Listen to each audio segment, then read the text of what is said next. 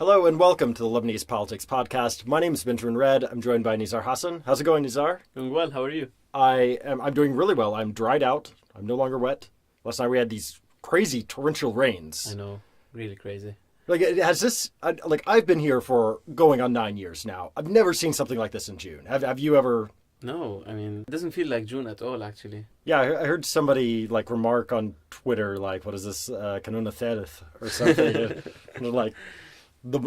a third month of winter, basically. But yeah, so it's maybe a good thing that we are getting more water, but maybe a bad thing as well, because when you have such torrential rains, it's actually bad because the water doesn't have enough time to seep into the soil to help the agriculture, right? It just runs off and carries things with it and carries nutrients with it and depletes the soil, right? Yeah, and it's also bad for people who ride motorcycles.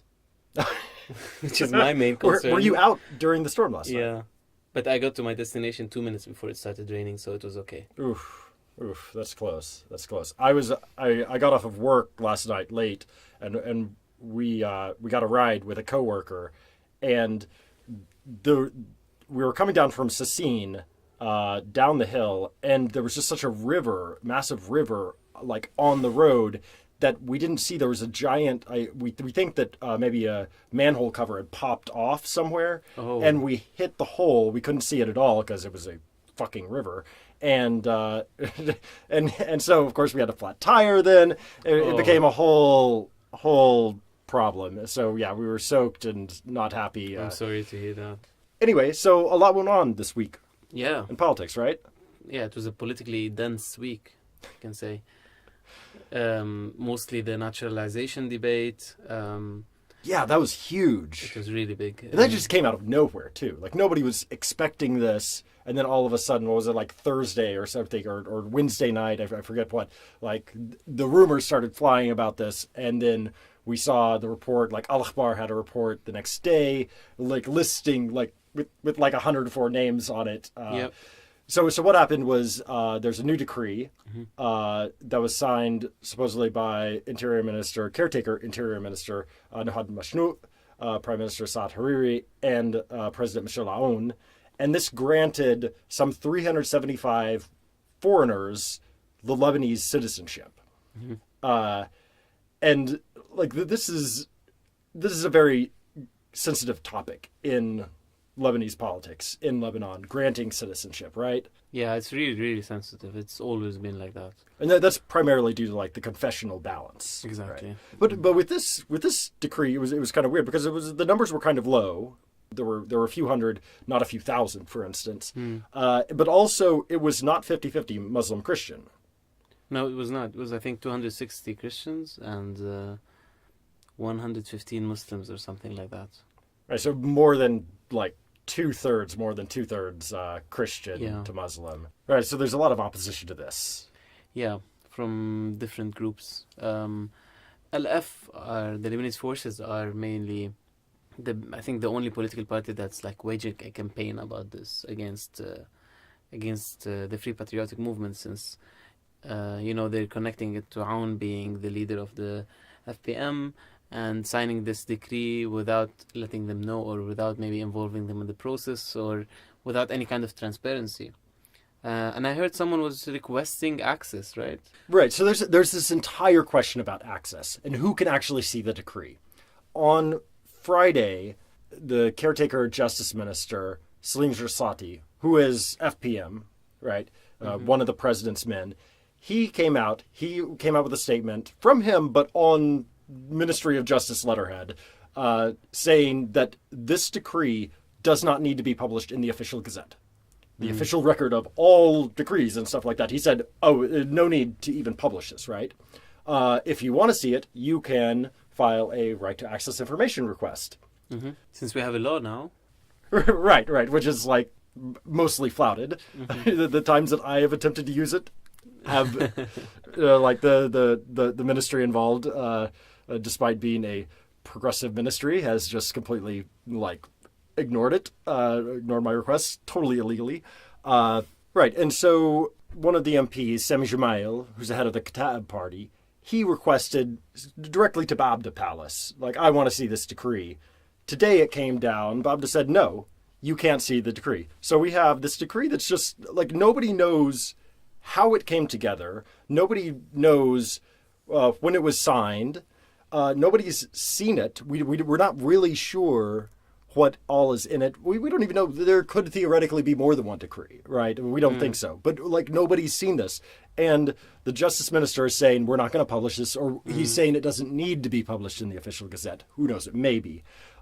He says, use this access to information law to try to get it. But if you're an MP, now Babda Palace is saying, if you're an MP, we're not going to share this with you. So this is shrouded in enormous secrecy, which is really, really concerning, I think, to a lot of people. Especially for something so sensitive, as you were saying, as naturalization, because you have the sectarian balance. You also have to know who are these people being naturalized, because this is one of the main debates now. PSP is opposing it, partly because Walid Jumblat announced today that some of these people who are being naturalized today we're recording this on Saturday, so yep. Today or yesterday, Jumblat announced that some of these people are related to Syrian regime military figures, like relatives of military officials in Syria.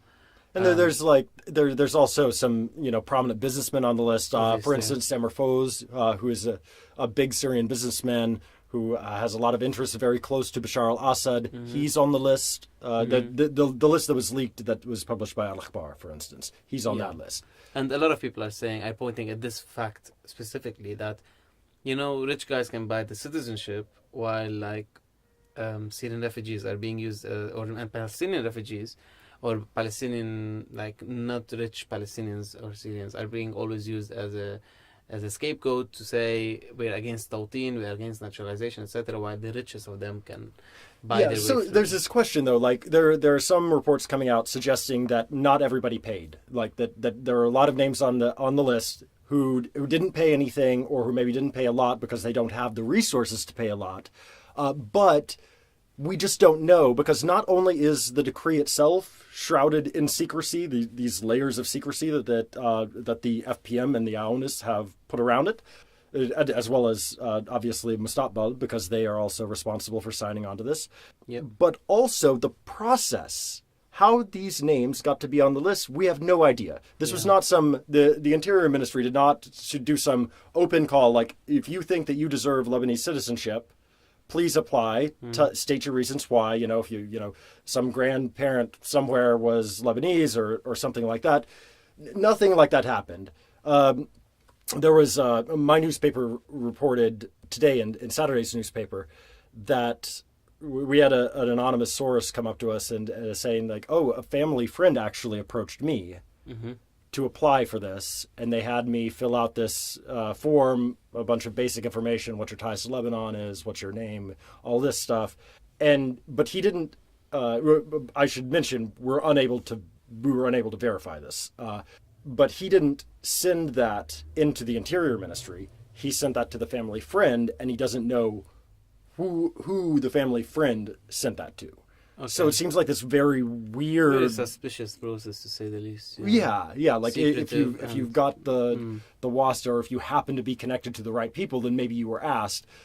Otherwise, it was definitely about connections. This is something we can claim safely, that it was not a fair process. It was not a public process. So it was definitely about either connections or money. And it's not so different if it's a political favor or it's a few $1 million. It's not really different, to be honest. The important thing is that I think this political give and take around it is useful for us, because maybe it will make it more likely that we get access to this kind of decrees in the future. Yeah, and maybe they'll just win and we won't ever see anything.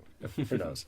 But it is interesting as well, to see who's for this and who's against it. So we know that we haven't heard a whole lot out of, say, the Future Movement on this. I mean, Prime Minister and Interior Minister are major figures in the Future Movement, right, and they signed it. right. But also, I haven't heard anything from Birri's people. Right. Nothing from Hezbollah, right? Some people close to Hezbollah actually are are saying it. Like Salem Zahran, the journalist, was like 100% pro Hezbollah. He was hosted by Al Manar, and he was asked about it, and he was like, it's so unfortunate that Aoun's post-election era will be like, polluted with this thing that looks like a little scandal or suspicious thing. It's kind of flirting with the criticism to Aoun from Hezbollah's perspective. Right. The only people who seem to really have spoken up in favor of it are the FPM, Aoun's people. They're saying it's normal; it happens every time. Right. And I mean they do have a point. Like this is past presidents have done this. It's usually done at the end of a term, from my understanding, instead of a year and a half in. But I think that they're starting to speak up about this though, because the blame isn't really being laid at Future's doorstep, even though 2 of the signatures are from Future. The blame is pretty much all landing right at the president's doorstep on this. And so the Aounists are out in force saying, hey, this isn't that big of a deal. This is fully constitutional. This is not a problem. Yeah. Definitely on Aoun's feet. The people who were against this, though, they were clearly not a part of this deal, right? The LF, the PSP, Kataib, they didn't have any part in the deal. And they're quite vocal. The LF announced that they will be challenging this at the Shura Council, so Lebanon follows the French legal system, right? We're a French mandate, and we sort of inherited this coming from like a common law, like American system. I still haven't wrapped my head fully around it, but under the French system, you've got like a difference between the administrative courts for like state institutions and criminal courts, and so like once you go up to like the higher levels, then you have. In Lebanon, the administrative is something called the Shura Council, and that is the place where you would challenge a decree like this. So the LF came out and announced, we're going to go to the Shura Council and say this was wrong. And basically, my understanding of their argument is that, number one, this may have been taken under a caretaker government. There's a question, when did Mashnout and Hariri sign this? If it was after midnight on the night between May 21st, 22nd, when the government lapsed into caretaker status, then the decree will be like thrown out immediately. Because as a caretaker government, you can only do the bare minimum in order to keep the state running, basically. You're not supposed to take any major decisions beyond that. So that's one of the reasons that they're appealing. The other reason that they're appealing is just it's about the process. Like we were talking about, this was shrouded in secrecy. How did these people, was it an appropriate process, the way that the Interior Ministry or whoever did this on the ground, the way they did this, was it appropriate? Was it within the bounds of the law? So the LF is challenging it at the Shura Council. The PSP said that they were going to challenge it at the Constitutional Court. Not the Shura Council, the Constitutional Council. So the Realm Council. Yeah, they subsequently said, well, we're going to ask legal counsel and figure out the right way to challenge this. Yeah. But it's kind of embarrassing when you're a major party and you don't know the proper way to challenge a decree. Yeah, it's really embarrassing. But I think something good about this debate, about this fuss, is that a lot of people, especially from like activist backgrounds, are using it to say, look, the Lebanese woman cannot by law offer the citizenship or pass the nationality to their children and their husband because of all the fear around naturalization of Palestinians, etc. Yeah. While if you have the right connections, you can get it. So this thing is probably good for like mobilization and some public opinion change around this issue. Hopefully. But I mean, I don't know, if you've got the powers that be, the two of the major parties sitting there who are clearly behind this, they are in favor of this. If the Shiite duo is also not against this, then who's really going to stop? I mean, the LF simply isn't powerful enough to stop them. The PSP is not powerful enough. Civil society is not powerful enough. It doesn't really matter, like if these people are naturalized or not, right? What matters is how we will be doing this in the future. Right, and we know that I think it was a source in Babda Palace, or I forget if it was a source in Babda Palace or somebody from the FPM said the president's going to be doing this on a regular basis. Like every year he's going to be doing another decree like this until the end of his term in 2022. So that means if we accept this now, as this is the way things are going to be done, then this is going to carry on as a precedent, and we're going to have this big question of how did this happen? Did people pay money? How were people selected? And how do we see the decrees in the future as well?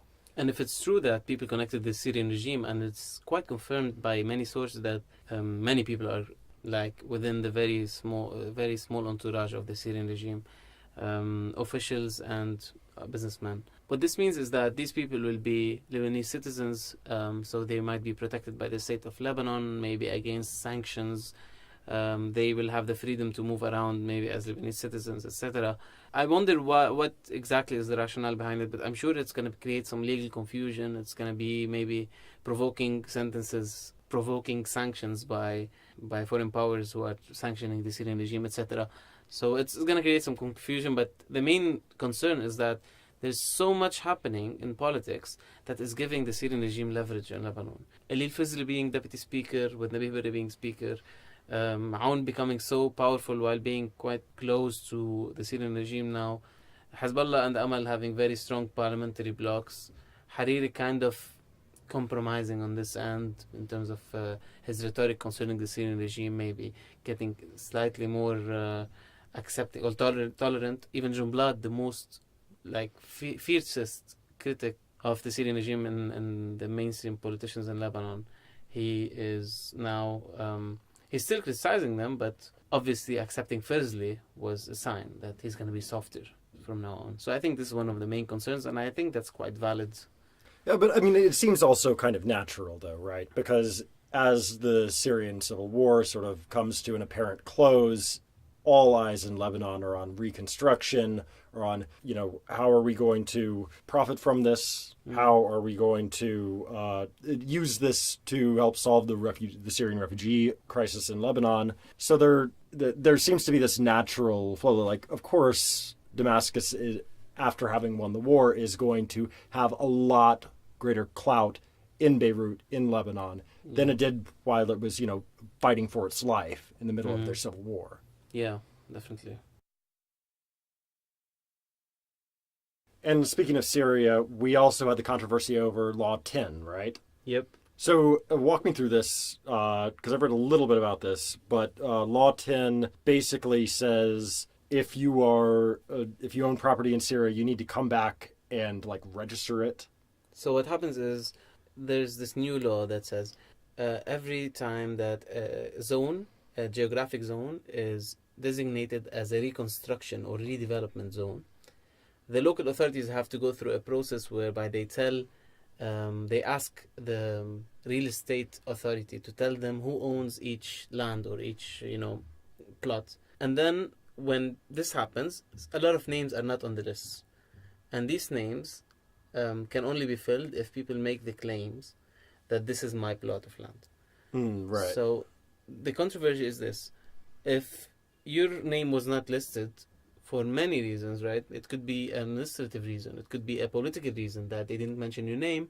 You have to go and make the claim in the administration. So if you are anti-Assad, you cannot go to the state and be like, this land is mine, because they will probably there's put you in a jail. really short period of time as well that you can go and make this claim, right? It's 30 days is nothing. Like, if you're in Turkey and this happens, what can you do, right? All of these questions are being raised now.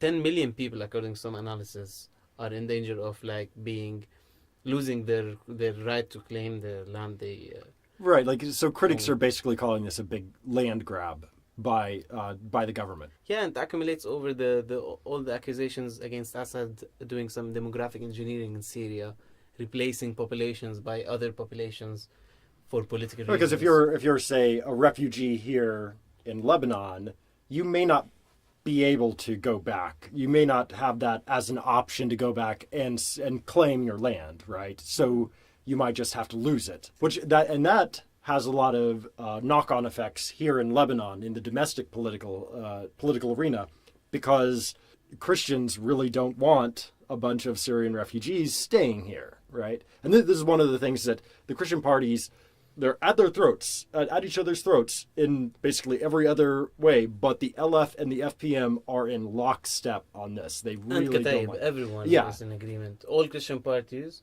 are in agreement that the number one priority is to avoid naturalization or permanent settlement of Syrian refugees. Right, and so we've seen like a lot of politicians come out this week Yeah. very vocally opposed to what's going on with Law 10. They're not necessarily saying, oh, it needs to be done away with, but they're saying, like, these are huge problems that need to be fixed. I think that Hassan Hasbani, the deputy, the outgoing deputy prime minister and the health minister, he's with the LF, I think he mentioned, well, it's a 30-day window. Like, that's one of the big problems, right? So if you made it longer than I understand, because you do need to redevelop these areas that have been devastated, but 30 days is not long enough. So it seems to me like it's not just the Christians say, no, down with the law. There seems to be like a specific objections. This needs to be fixed, this so that we can all work together on this. Yeah, I mean, Lebanon is kind of expecting the Syrian regime to be making it slightly easier for people to come back, right? And Europe as well. So this is a step that is in the opposite direction. Right. So And supposedly they don't come back to their own lands. I mean, I wonder where they're be coming back, because maybe the authorities will be providing alternatives, but still, it doesn't look good at all. It doesn't look positive. Right. And like you say, there are talks right now between Lebanese authorities and Syrian authorities. Abbas Ibrahim this week said that there are thousands of Syrians that are willing to go back, and we are in discussions with Syrian officials to make this happen. Abbas Ibrahim, the head of General Security, which is they take care of the registering Syrians here, and sort of like when you fly into Beirut Airport, for instance, you go through General Security as a checkpoint. They do all the passport control stuff like that, right? So it's him. It's coming from him saying like we're actively talking about this. Yeah, and I know this is about Lebanon, this podcast, but we have to mention as well that the most controversial thing surrounding any property law is how many people will be dispossessed, right? Because in Beirut we have this experience with Solidar, and we're talking about a much larger scale in Syria. We're talking about millions of people who will be relocated, and we're talking about a serious trend of gentrification that will be happening. Replacement of population with like richer people. In the case of Assad, it will be richer and also politically more favorable, I think. But the class thing is really central here. I, for example, come from a house, like I grew up in a house that was taken over by Solidar for a very cheap price. And most of downtown Beirut had the same experience. Yeah, like, so Solidar came in after the Civil War and sort of got the writ to buy up all of this property, so supposedly the landowners and the owners of houses there, they got shares in Solidar. Is that right? Yeah, we got shares in Solidar. It's true. Right. And but then obviously Solidar that's not equivalent to the value of the land. Right. So it's really and so Solidar sort of like demolished everything and sort of rebuilt a whole lot of it, and it's really beautiful if you go down to downtown today. It's a beautiful ghost town, though. That's the thing. There are so few people down there, not compared to what I've heard the pre-Civil War days were like. And so Solidar has come under enormous criticism for the way that they've done this. Not only the way they've treated people like your family and other landowners, but also just their plan for redevelopment, which has resulted in these beautiful buildings that are not occupied. True. I think we should talk quickly about a few electoral tidbits. Since we started out as sort of like an elections podcast, right? So just to wrap things up a little bit, we did get a little bit of news. The Electoral Supervisory Committee filed suit this week against Tele Liban, the state television station. They said they failed to abide by the electoral blackout. If you remember, we abided by the electoral blackout. I think we might have been the only media that did.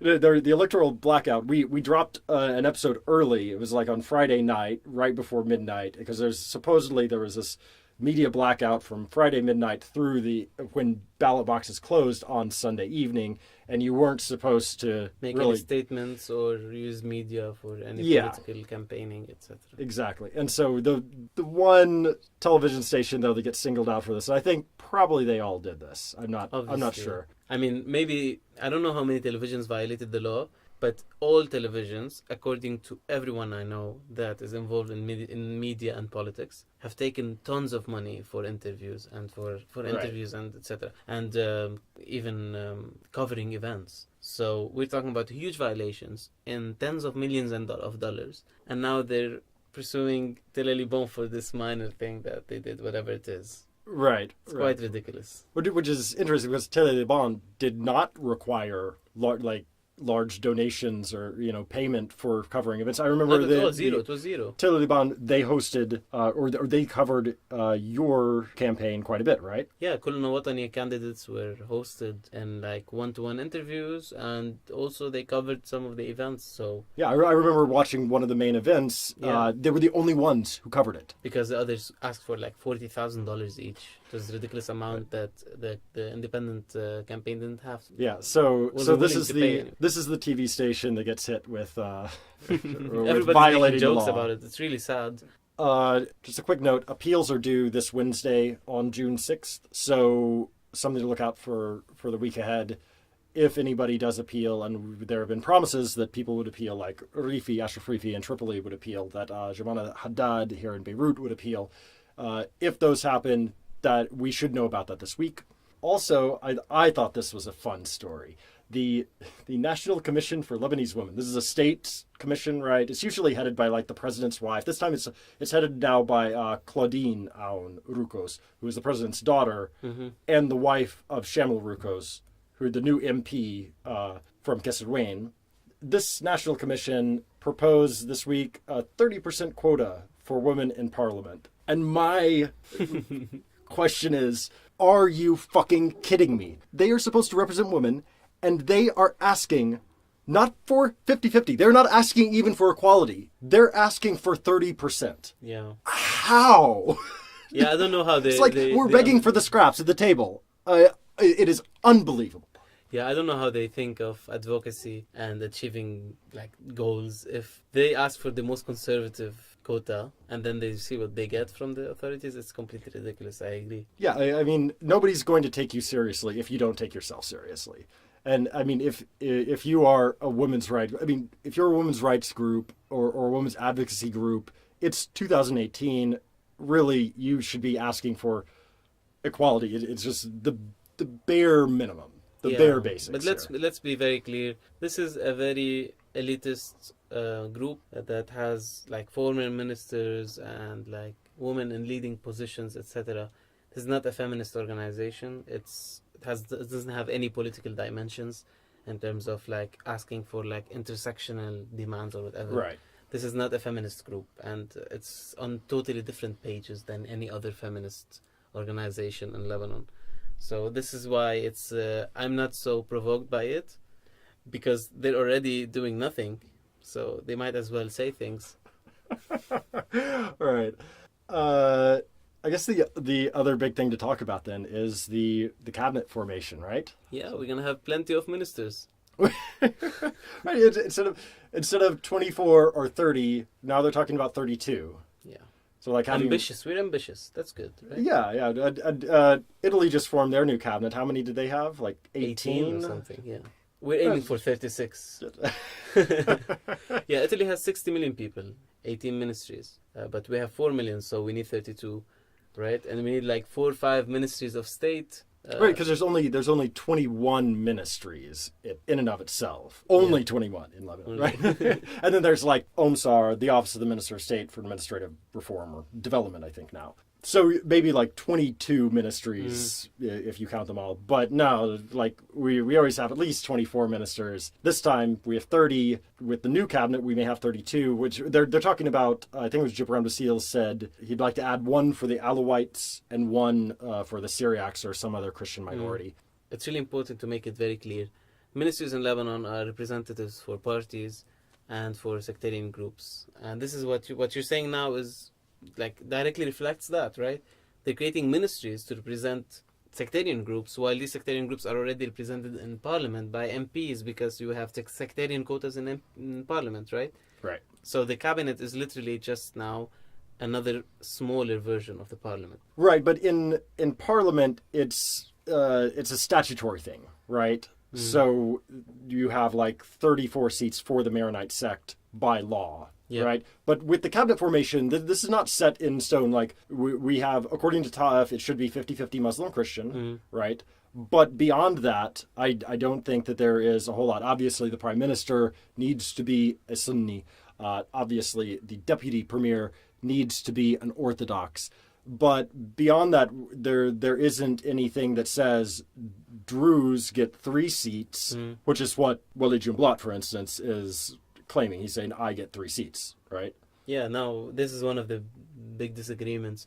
Who's represented with the Druze ministers? Wali Jumlat is saying, I have to be represented by all the Druze ministers since I have 7 out of 8 or 8 out of 9. Yeah, he has Druze all but MPs, one, yeah. Right? He won all Druze seats except for Talal Arslan's seat. But Basil and Talal Arslan agreed that Talal Arslan will be the head of a little block, parliamentary block in Mount Lebanon, so that he gets the ministry. Right. So this was like a really weird little, like a parliamentary block within a parliamentary. Yeah, block. it's a little trick. So in Arabic, you've got 2 words, takattul and kitle, kutla. Exactly. And so I believe Arslan was on TV like talking about how like, oh, we're I mean A these are within the synonyms, takattul, right? yeah. They're like complete synonyms, but he was saying like we are a kutle within the takattul, right? Yeah. And which this is just inventing a new. Yeah, this is Basil basically sending a message to Jumblat. Yeah, right. Because he basically it's like 4 people in the small Block, yeah. right, and so it's basically like 3 FPMers, 3 FPM and 1 Talal Arslan. and 1 Talal Arslan, right?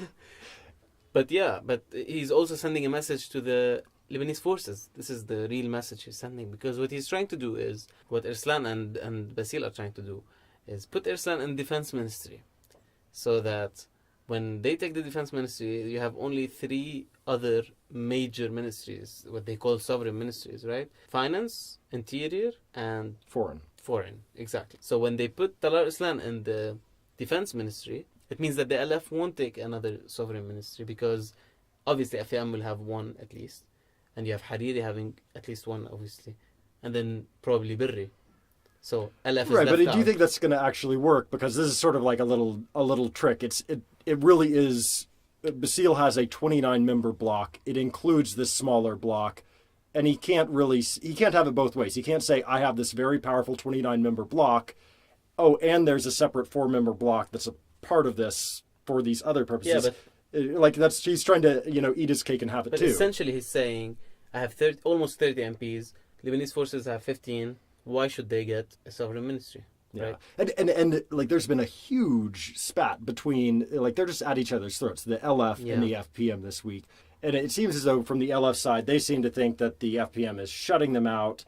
We saw this actually. We talked about this last week in the elections in Parliament for the Parliamentary Bureau. The LF got shut out, Definitely. and the FPM picked up 3 spots, and so it seems as though the LF is very worried that this could happen on a much more important scale, which is at the Council of Ministers, at the cabinet. Yeah.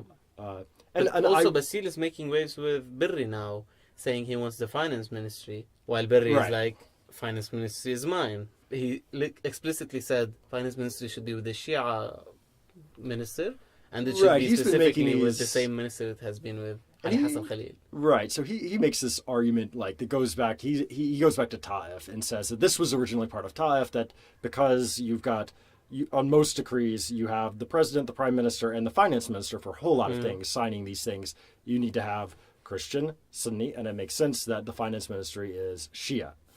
I don't know if that's historically accurate or not, but that's what he claims. And the last, I think, important piece of news this week is Hezbollah's focus on the Ministry of Planning. The Ministry of Planning is a very interesting thing. It was part of the cabinet in the 60s and early 70s, and then it was eliminated, partly based on the idea that we don't need a ministry to plan things because we're a free economy and a laissez-faire state and all of This these is a long arguments. time ago, though, right? Yeah, this was before or early days of the Civil War that was eliminated. And we have been asking for the Ministry of Planning to be reactivated or like to be created again for a long time. People who like... Who's we? By we, I mean activists and academics and people who are saying you cannot have a state managing the economy and infrastructure and education and health without coordination between these different fields. So you need a ministry for planning. But Hezbollah now is pushing really hard with it. And apparently what they're trying to do is create the Ministry of Planning to get rid of the funds, the development funds that are related to the Prime Minister office, such as the Council for Reconstruction and Development, which is directly managed by the Prime Minister office and does not report to any other authority. No, like the Council for the South and... exactly, that's another one. Yeah. Which is for Birri, but that one is for Hariri. So what they're trying to do is, from now on, no decision can be made by Hariri alone, basically, about which area gets more development projects than the other one. Oh, that's really interesting. So there's a real fight over there, and I think if there will be a Ministry of Planning, it definitely will be with Hezbollah. Wait, so are you then in favor of more ministers? I'm in favor of the Ministry of Planning, to be honest, yes. But obviously with any political force controlling it, it's going to be just another tool for sectarian clientelism. So there's not a lot of hope there, but it's important as an organization. Baby steps. Baby steps. Yeah.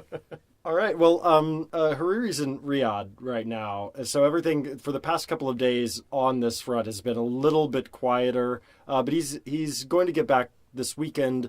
He's scheduled to give an iftar address, I believe, on Sunday evening at the Seaside Pavilion, BL. And so everything is really going to kick off next week. As of Monday, we should see a lot of activity on this front. Hariri said, he told, I believe, MTV last night, on Friday night, that he expected the cabinet to be formed shortly after Eid al-Fitr, which is going to be something like the 14th, 15th of the month. Birri is on record, I think, about a week ago saying that he thought it would be formed by the end of June. So there seems to be optimism. There's perpetual optimism, though, but we will see if this actually comes about. And I think we'll start to get a lot of clues, not in this coming week, because it seems like that means we've got about 2 more weeks for the LF and the FPM, for instance, to keep fighting over things before they have to make a deal. Yeah, they'll be scoring points from now on. The naturalization scandal is a good card for the LF to be like, we can protect you, cover you on that if you give us a better ministry. They can play all these cards now. They have, as you said, 2 weeks to do the politics, and then we have a cabinet. Going to be a fun ride. And we'll be back to cover this next week on Monday, as always. I'm Benjamin Red. I'm Nizar Hassan. And this has been the Lebanese Politics Podcast.